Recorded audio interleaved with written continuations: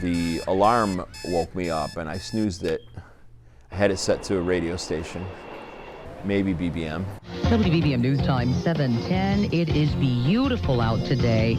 We're going to call this day Tuesday, September 11th, 2001, and that's okay by you, Tom. And then I heard something that sounded like a dream. At the World Trade Center, the Twin Towers, you'll recall, are about 110 stories tall. It appears that an airplane has hit the building somewhere around the 85th floor. There's a lot of smoke coming out. And when I realized that it wasn't a dream, I got ready and I sped to work. The rush to work for Hatem Abudaya was rooted in fear. We really had no idea what was happening. It was a terrifying day and a terrifying experience. Hatem is Arab American. He grew up on Chicago's North Side, went to Catholic school as a kid and public school as a teenager. On 9/11, he was managing the Arab American Action Center in Chicago Lawn. The president, right now, in a brief remarks, he said this was an apparent terrorist attack on our country. I believe, if I remember correctly, it became pretty clear pretty quickly that the U.S. government believed that it was Al-Qaeda and that it was Osama bin Laden, and made the connection to them being Saudis, and immediately then we knew like it was probably perpetrated by Arabs, and if that's the case, then it's the Arab community and the Muslim community that's going to bear the brunt. His fears were valid. Just hours after the attack in New York, outside the center in Chicago, a big biker dude type of guy sees us, clearly Arab-looking guys, jumps off of his bike and begins verbally assaulting us right in front of the center, saying things like, "You're responsible for these murders, and you all are terrorists, and go back to where you came from." And I had heard "go back to where you came from" so many times previously. I was like, well, I come from the far north side of Chicago, if that's where you want me to go. In the days following the September 11th attacks, hate crimes against Arabs and Muslims took place all across the city and suburbs. Crimes including this gas bomb attack on an Arab American group on West Columbus. A Palestinian native found the words "Arab Killer" spray painted on his northwest side garage. The feeling of fear was unmistakable. Students in my class who feel that they don't even want to go out because they've been verbally attacked. And the incidents continued for months. In early December, Hatem got a call. The community center was on fire. I walked in the door here and there's firefighters all over the place. There's holes in the ceilings. I immediately thought arson. Across the U.S., hate crimes against Arabs and Muslims spiked significantly following the September 11th attacks.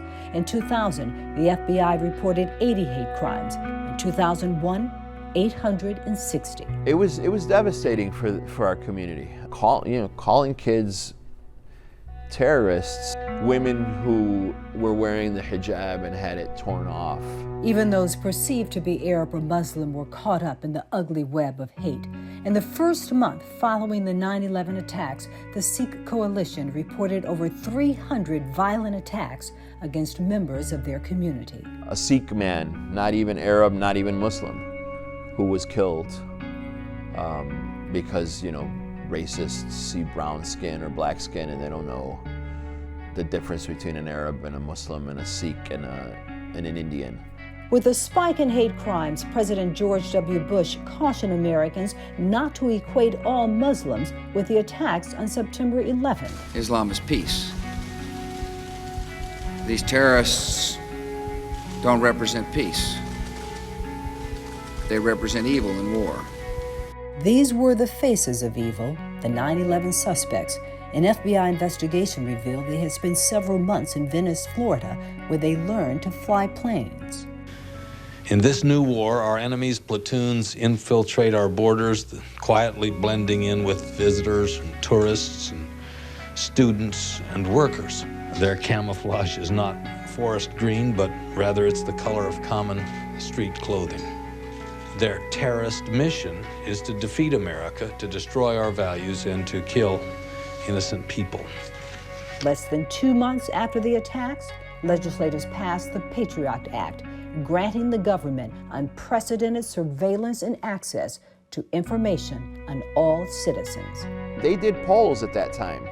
The vast majority of the American public said, yes, I would give up some of my civil liberties if it meant that we were going to be safe and secure. But guess what? They're not the ones that were being asked to give up their civil liberties, right? If the vast majority of the people that were being polled in this country, because the majority of the people here are white, and all of them are saying, yeah, I'll give it up, it wasn't them that were being targeted. It wasn't them that was being attacked.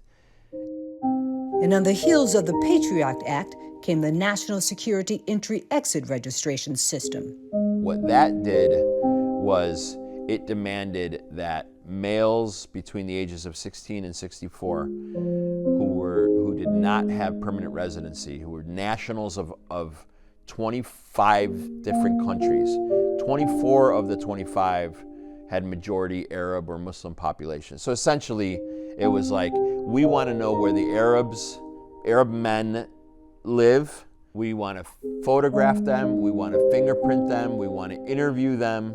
And we're going to force them to come into our offices and do that. 14 years after its creation, the program was officially dismantled, critics calling it a complete failure. You know how many people got convicted of anything related to terrorism, or charged or arrested or any of that? A big fat zero.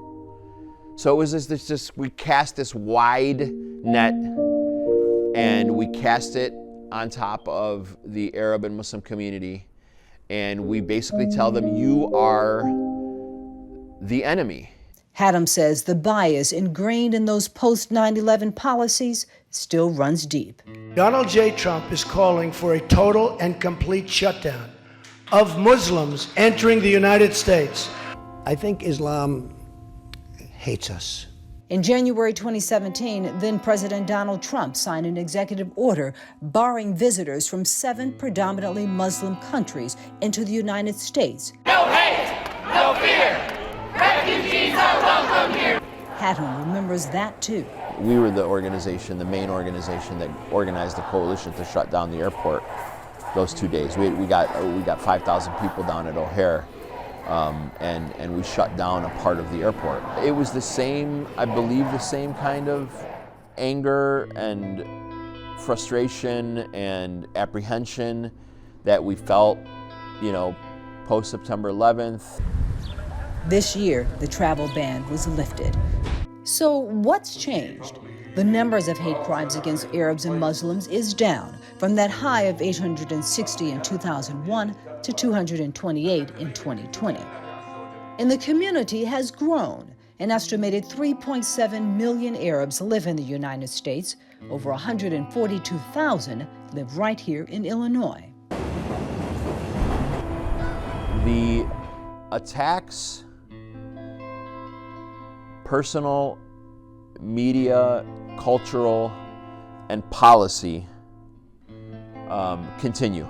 What is different and what I believe is positive, the development and maturation of our community organizations and our institutions and our activists and organizers. We have gotten more professional, we have gotten stronger, we have gotten better at defending our community and going on offense as well. I remember vividly, and one of my biggest regrets, I made a number of mistakes in my years at this organization, but the one that I can never forgive myself for is the fact that we did not offer an immediate political analysis to the September 11th attacks. The one that I'm offering now to you, I really wish we would have done that from the get-go. I think it would have been really important to hear from the Arab and Muslim organizations who say, this is a horrible day in the history of this country, this is a horrible attack. But we need to understand context here. It's for that reason, Haddam says, organizations like his exist to give voice to a community still recovering from the impact of 9/11. Dorothy Tucker, CBS 2 Investigators.